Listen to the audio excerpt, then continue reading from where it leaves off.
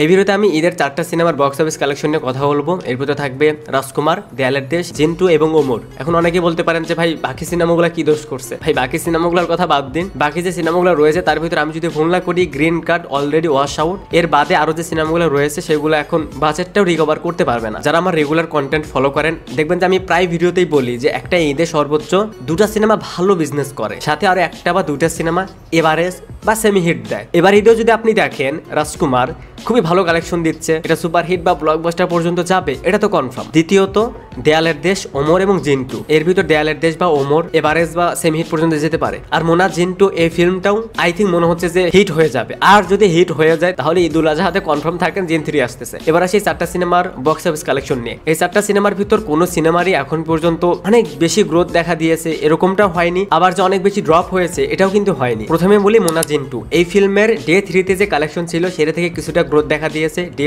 Day 4 এই ফিল্মের collection ছিল 7,20,000 প্লাস এবং এখন পর্যন্ত টোটাল কালেকশন মোনা জিন্টু এর 25 লক্ষ টাকা। এরপর যদি বলি ওমর নিয়ে, ওমর এই ফিল্মের ডে 3 যে কালেকশনটা ছিল সেটা থেকে কিছুটা ড্রপ দেখা যায় ডে 4 এই ফিল্মের কালেকশন ছিল প্রায় 5.5 লক্ষ টাকা। ওভারঅল এখন পর্যন্ত টোটাল কালেকশন 22 লক্ষ টাকা। বলতে পারেন মাল্টিপ্লেক্সে ওমরের চেয়ে মোনা জিন্টু এই ফিল্মটা এগিয়ে রয়েছে। দেয়ালের দেশ এই ফিল্মে কিছুটা ড্রপ দেখা যায় ডে 4 এই ফিল্মের কালেকশন ছিল প্রায় 7.5 লক্ষ টাকা এবং এখন পর্যন্ত এই ফিল্মের টোটাল কালেকশন প্রায় 31 লক্ষ।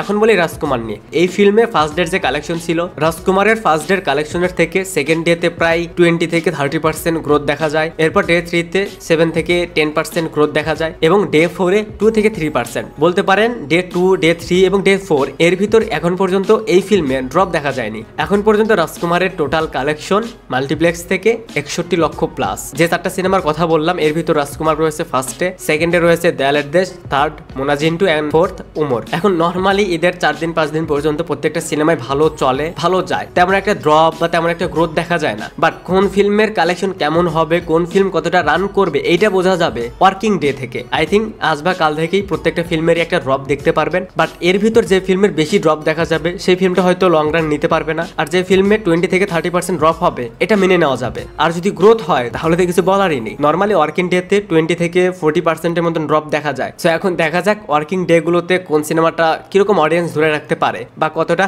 ড্রপ দেখা যায়। তো এই ছিল ঈদের সিনেমাগুলো নিয়ে update. Thanks for watching, by.